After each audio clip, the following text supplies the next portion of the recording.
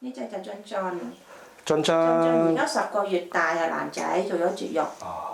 做咗絕育男仔嚟嘅。佢性格咧就係好前進嘅，即係好主動嘅。係。同埋佢好聰明。係。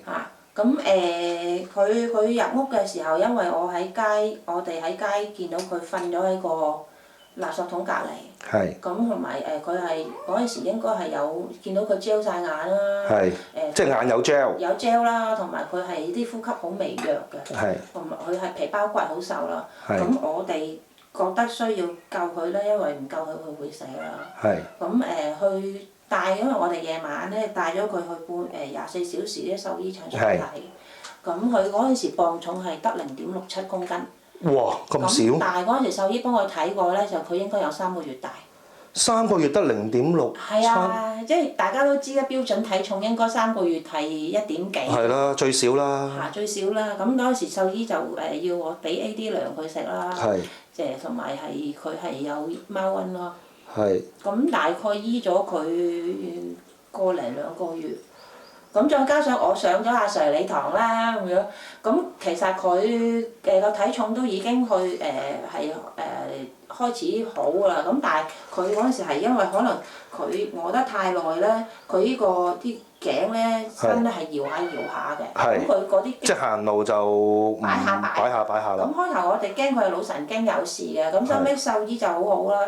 獸醫就將佢啲片咧俾個獸醫個老師睇，因為老師係腦科。專科，因為佢諗住如果我義工帶佢去睇都好。哇！肯定好貴啊！咁腦神經專科醫生睇到佢啲行為模式咧，就覺得唔係腦神經嘅問題，應該係內耳炎。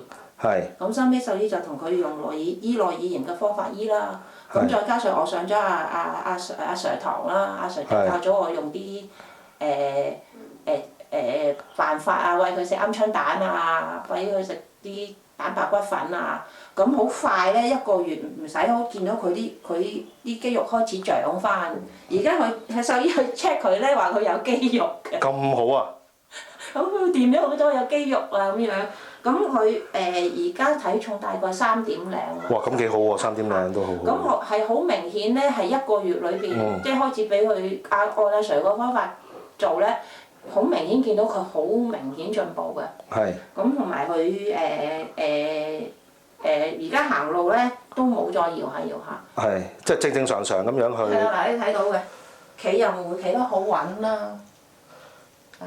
咁以前係壓下㗎。咁佢係算唔算都係都好親人嘅？佢都算親人嘅，同埋佢好聰明㗎，佢識聽人講嘢㗎。嚇？點樣聽人講嘢啊？譬如我有一次同佢，即係我同佢講嘢咧，佢會識得喵叫應我咯。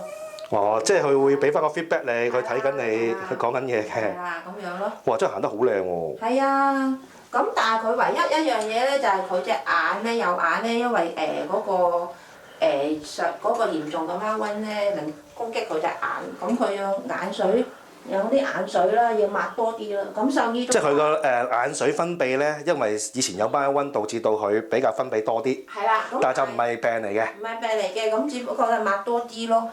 就係呢隻眼咯。係。咁其實都即係最緊要一樣嘢，佢係已經冇晒病㗎啦。即係只不過因為貓瘟嘅一啲少少嘅後遺症咧，就令到佢嘅右邊嘅眼多咗啲眼水分泌嘅啫。係啦，咁啊抹多啲啦，同埋佢已經打晒針㗎啦。係。即係而家持牌健康貓仔，即係經過獸醫專業認證。咁有晒針卡，有晒所有嘢㗎啦。係啦，有晒針卡同埋做咗絕育㗎啦。咁我叫津津，佢叫津津啦。咁佢都親人㗎，因為我抱佢。係啦，好簡單，好簡單，就已經抱咗佢啦。好好㗎，我就咁坐喺度咧，揸住佢隻手都剪咗甲㗎。哇！咁好。佢唔使2個人幫手㗎。非常好喎。餵藥咧，我1個人都餵到㗎。咁乖。係啊。都有啲適當嘅反抗啊，但係都唔。哇！咁佢都係動物嚟嘅。適當嘅反抗，但係佢都聽話嘅。咦，咁好好喎，咁樣佢。係啊，讚你啊，乖乖。不過真係比之前我睇過佢啲相，確實啲皮毛啊、毛髮啊、啲肌肉啊、大細隻咧係爭好遠。係啦。